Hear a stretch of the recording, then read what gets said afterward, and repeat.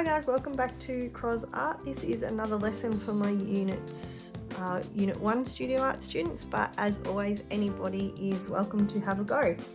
Today we are going to be drawing an interior drawing, inspired by the work of Brett Whiteley, who was one of the artists that I asked you to study. And I'll just turn to a couple of his pictures here.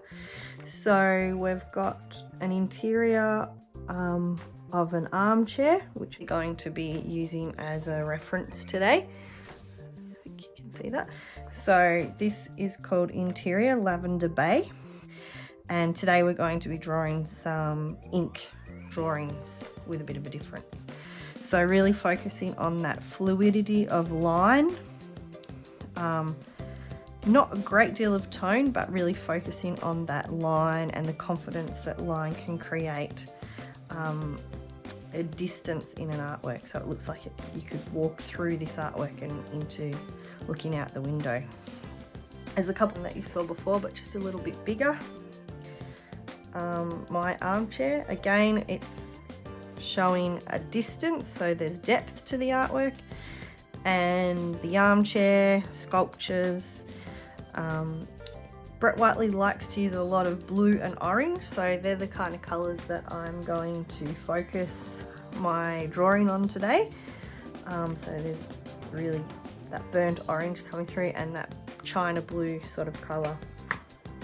Again, another orangey blue kind of work. See that okay? It's looking through a window, a little bit more of a landscape view, but still from an interior, so you can see the table down here with some things, objects on the table, and looking out at a view.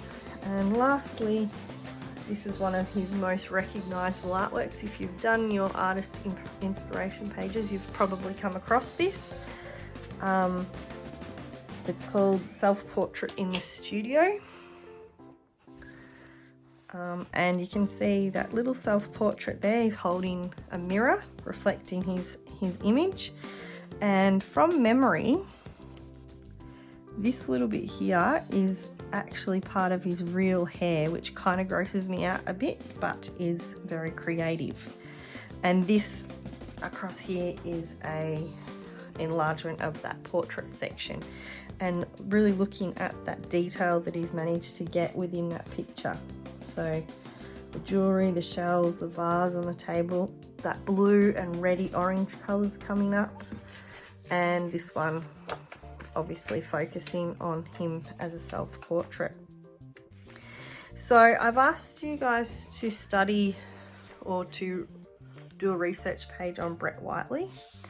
And now we're going to have a go at drawing an interior sketch inspired by his ink drawing. So particularly inspired by this picture here.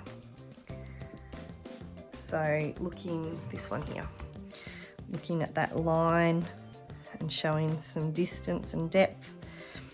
You'll notice nothing's ruled, it's all very flowing, quite organic. And quick, and that's sort of the style that I'd like you to have a try at. So what we're going to do as our material today, food dye. Now in a previous video I mentioned that you could use food dye instead of ink if you didn't have access to ink or access to watercolour. It's going to work in a very similar way. And it's something that you can buy at the supermarket. So I just bought these at Safeway. What I've done is I have poured them into a palette. I've got to be careful there, I've filled that one up quite a lot. And I'm just going to show you on this rough piece of paper what kind of effect you can get. So using them very much the same as watercolour or ink. They are water-based, so they'll mix or dilute down using water. So I'll give you a quick demo. This is blue, and you get this beautiful vivid blue colour. That's using it without being diluted at all. I'll just wash my brush. This is the green, really bright sap green, lime green there.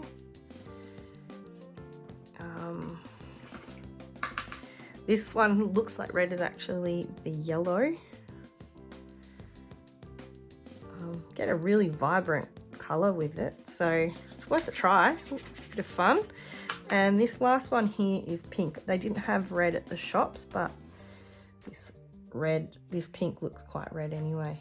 And they act very similar to watercolour, so you can see they're still bleeding out. If you're using wet on wet, they'll bleed out. Just, ooh, can you even see that? Bleeding out over here with wet on wet. If you were to use plain water, scooch them out of the way a bit, plain water on your page. Now this is just a scrap of paper, so forgive the messiness of it. If you were to put water on your page and then place your food dye over the top, it'll bleed out nicely, which is an effect that you enjoy using with ink in the art room, which you can still translate using food dye. That one there, I've mixed the blue and the red, so you can mix the colours just the same as if you were to be mixing paints or inks. So there's a lighter green by mixing the yellow. So you can really come up with some very, very similar techniques to using watercolour or ink, and it's really inexpensive and you don't have to go anywhere but the supermarket to get these. Though I think they might have been about $4 a bottle, but I think they're going to last forever.